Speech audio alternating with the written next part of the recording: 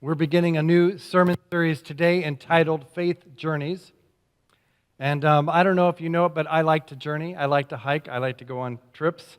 And one of my favorite t-shirts says, "The journey is the destination." I know some of you, when you travel, or some of the people you travel with, think the destination is the destination. Have you ever been on one of those trips?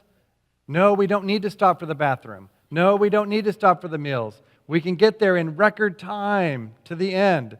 I don't know if that's one of you, but I have learned that stopping is sometimes interesting. Detours are often magical moments when you get to see something that you weren't expecting to see. And so I have learned over time that the journey itself is the destination. The same is true even when I am hiking. There are people who hike as fast as they do. The longest I've ever hiked is 200 miles, and there are people who do that in 4 days. They never stop. They take an hour rest every once in a while, but they morning, noon, night, they keep hiking. And I'm like, think of how much they're missing. They hike through so much of it at night. 3 nights out of those 4 days, they can't see anything. Barely the trail in front of them. That is destination thinking, right? But I want us to stop and to think about the journey, especially over these 5 weeks, as we talk about different journeys. 3 of these journeys take place in, like today, in parables, and 2 of the journeys are actual journeys, all within the New Testament. And so I want us to think about that. Think about taking time to enjoy the journey, because the journey, our faith development, is what it's all about. It's not just about the destination. The destination is wherever we are in that moment. And I told you all in children's time about my binoculars coming from my grandmother and getting those. There's one of a few things that I have that belong to my grandmother, along with a dulcimer and a rocking chair that her husband, my grandfather, was rocked in as a baby. So it was built sometime in the 1800s and is now sitting in our guest room and still rocks just fine. But these binoculars, I always remember her doing that. I remember her searching for me. That was one of our favorite games to play. She would come and walk. She would babysit me, and I would hide in the house, and she would come through singing a song and looking for me. I'm not sure how hard she was really looking for me, but it was a wonderful game, and remembering her coming and trying to find me. When I was lost, she found me. So I love this story. This is probably my favorite story in the Bible. Especially of all the parables, this is my favorite parable. But it is one of my favorite stories in the Bible. But I have a little confession to make. When I was a kid and younger, and I heard the prodigal son, right? I always thought that meant the good son, because he came back, and there was a big celebration. So I thought prodigal meant he returned and a big celebration. It was much, much too late that I learned that prodigal means wasteful. Prodigal means to throw away your life. So this was the son who was wasteful and threw away his life, and it's the story of him.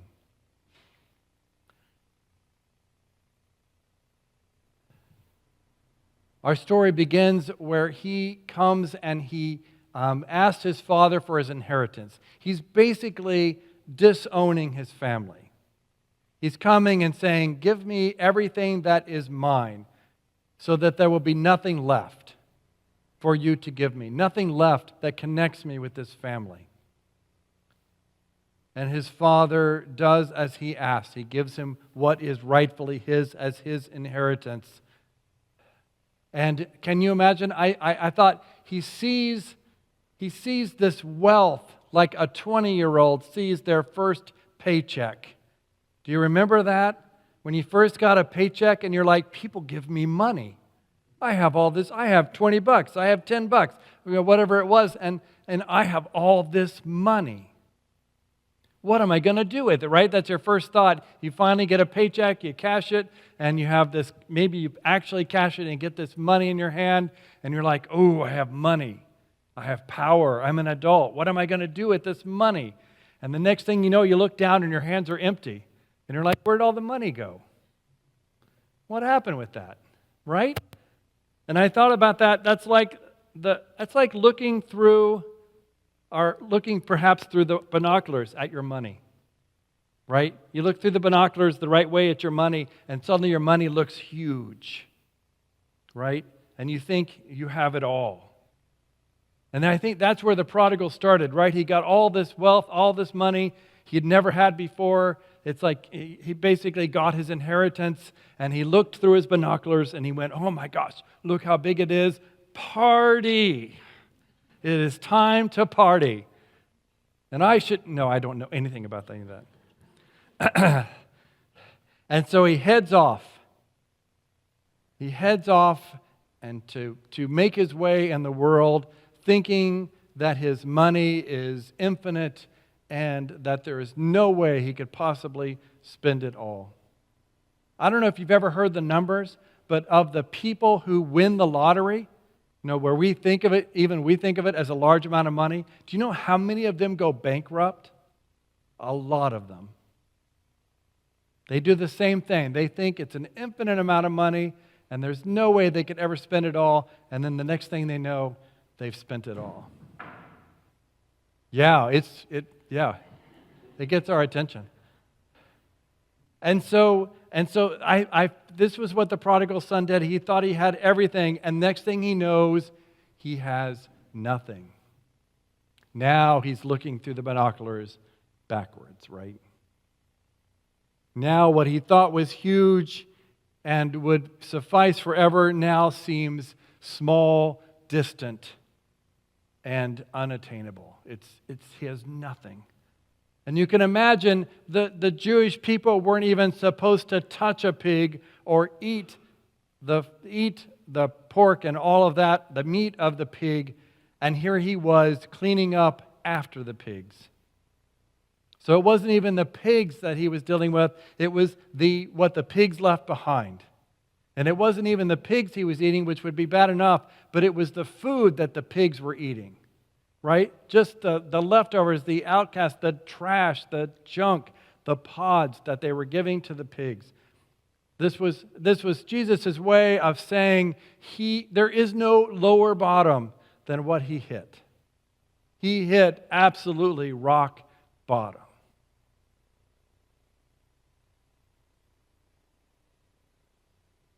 And so what did he do?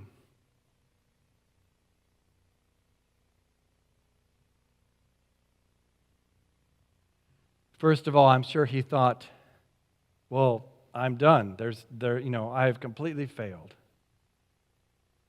And he thought, I'm just going to starve to death.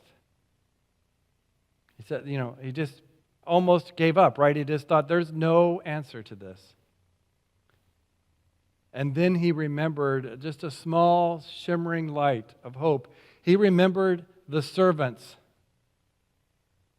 who he had probably looked down upon his whole life. Those who were working in his father's house and on his father's farm. He thought about those who he had probably not thought about ever in his life. There was a wonderful TV show in England where they did a Downton Abbey kind of thing, or an upstairs, downstairs. They did it for real. And so they took these volunteers, and half of the volunteers a third of the volunteers became the rich family, and the other 2/3 of the volunteers became the servants, the staff working downstairs, and they all had to do their job exactly as it would have been done in the 1700s. And so about a third of the staff quit immediately after like one day. They were like, I have to do what? Because the lowest of the low of them slept in a bed in the kitchen. And, they had to be up at night, the very last one at night, to make sure everything was shut down. And they had to be the very first one up the next morning to make sure the fire was rekindled and restarted and ready to cook breakfast for everybody, right? And so first of all, that's what happened. But once they got through that opening session of that and found people and got them all to work together, by the end of it, the people upstairs said, "Oh, we love the people downstairs. We're just such good, close friends with them." And the people downstairs were like, "Oh, those people upstairs are a pain in the neck." Right? So even if you think about them, you as the rich people, as the people receiving everything, you end up thinking that this is just how it's supposed to be. And you don't really think about the cares or the concerns of the people below you who are serving you until you hit rock bottom. And then you think, wow, those guys are nowhere near as bad off as I am. Wouldn't it be wonderful if I could just be one of them? It would be hard. It would be a lot of work, a lot more work than probably this prodigal son has ever had to do in his entire life. But he thought it would be better than sitting here starving to death watching the pigs eat. And so he turned his eyes back to his family farm. And he begins thinking, what am I going to say? And I can only imagine that the son is traveling slowly, perhaps, returning. I think if it was me, it would be a very slow journey because I would be scared to death at the result I might get because I could easily be rebuked. I've rebuked my family. I've said, I don't really want to have anything to do with any of you ever again. You've given me everything that I could possibly expect to get, so there is nothing left. There is no connection left. And so I imagine he is traveling slowly, perhaps, reticently, not sure of what kind of response he is going to get. And then our story picks up with the father. And when the prodigal son is still way off in the distance, the father sees him and runs to him. And the first thing I want you to notice is that when the son is way off, the father sees him. The father is, what is the father doing? He's looking, hoping for his son to return. This isn't just about the son's return. This is about the father who is looking, standing on his porch, watching, hoping that his prodigal son will return. And when he sees him, he doesn't rebuke him, he doesn't shame him, he doesn't, wouldn't that all be things that we might think about doing? I told you so. Don't we see people make poor decisions? And we think to ourselves, oh, they're gonna find out that poor decision is not going to work. And then when they do it, they make that poor decision despite whatever we're trying to tell them to do, and they still make it and they fall into it. What do we, our first response as humans is often, well, I told you so. Right? And so, but what happened? The father was looking for his prodigal son, was looking for his son who had said, I want nothing to do with you. The father was looking for him. And when he saw him, he not only rejoiced, he went and ran to him.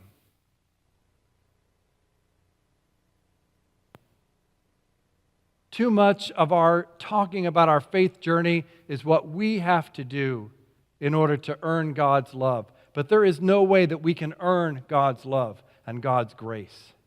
It is abundant and open and unconditional and open to each and every one of us.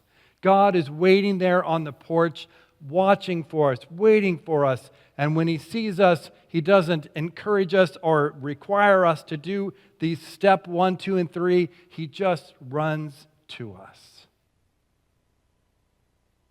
He embraces us and welcomes us. We get too much.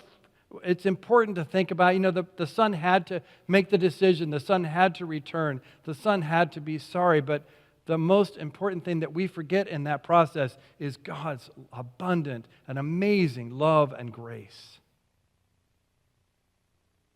And too often in our churches, we teach what we have to do and the requirements and the things we've got to do, and we forget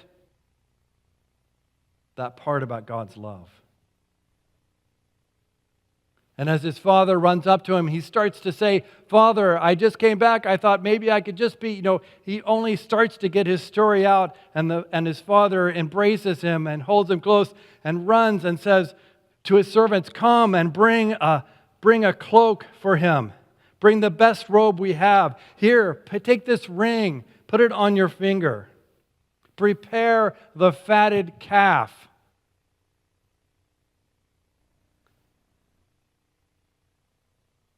There is much celebration, for my son who was dead is alive again. My son who was lost has been found. The son can't even get out his 3-point plan of how this is going to work, and he can't even get out verbally how sorry he is. What was important was that he turned and he returned to his family. He returned to his father. That was all God required. Why do we put so many steps and so many roadblocks in front of those who are seeking to be in relationship with God? I was thinking about how many different denominations we have. Do you know how many different Christian sects or denominations there are? I don't.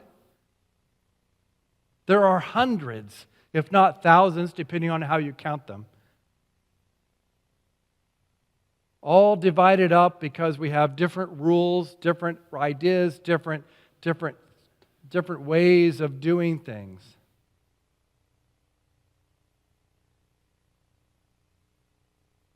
But I don't think that's how God works.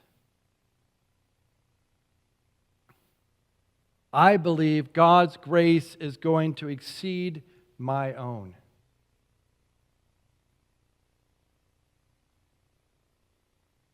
I think that if I can offer grace to anyone, then God is going to offer that grace times 10 or 100 or 1,000. Why are we so focused on who is in and who is out,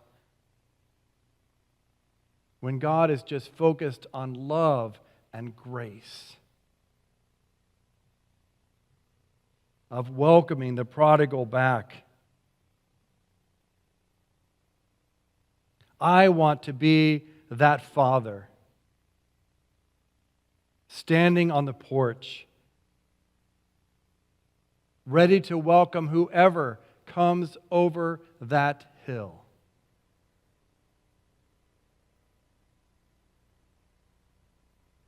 This is why this is my favorite story. We talk about, loving God and loving your neighbor. And yet we start focusing on, who's my neighbor, who's not my neighbor. We create rules, we create ways of keeping people out.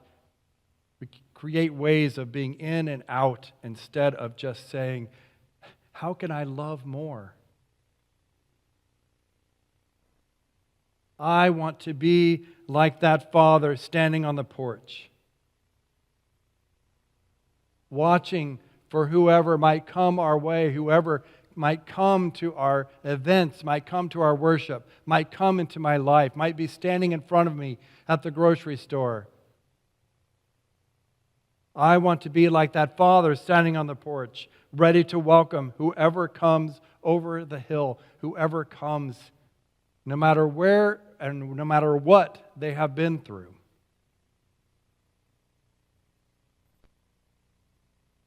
God is there, and we should be there as well to welcome them. We all have our prodigal journeys. Sometimes that's just a few moments out of a day where we make a really selfish or bad choice. And sometimes our prodigal journeys last days or weeks or even years. But every time God is standing there on the porch looking for us, every time God is there waiting for us to return.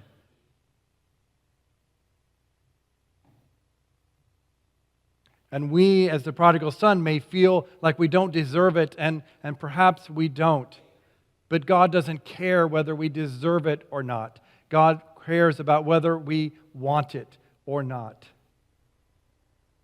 God cares about whether we feel sorry for what we have done, whether we ask for forgiveness. God cares, do we turn around? We don't have to fill out a test or a form or an application. All we have to do is turn around. All we have to do is say, I want to love like God loves.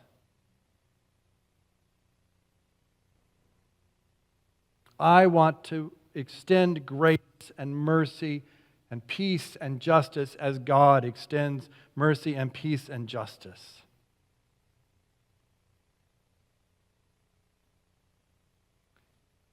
This is the message that Jesus tells us again and again and again.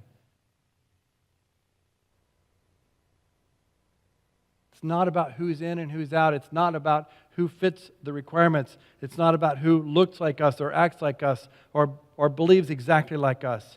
It is about who can love, who can show mercy, who can be that father standing on the porch ready to welcome whoever comes over the hill.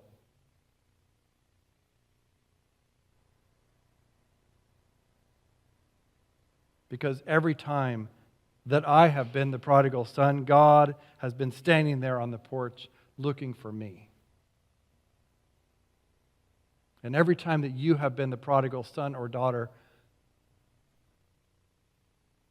God has been standing on the porch looking for you. God's grace is boundless and unconditional. May we strive every day to show grace in a way that matches our Lord's grace, that has so willingly and openly and abundantly been given and shared with us. May we welcome the prodigal from their journey as we have been welcomed from our prodigal journeys. Amen.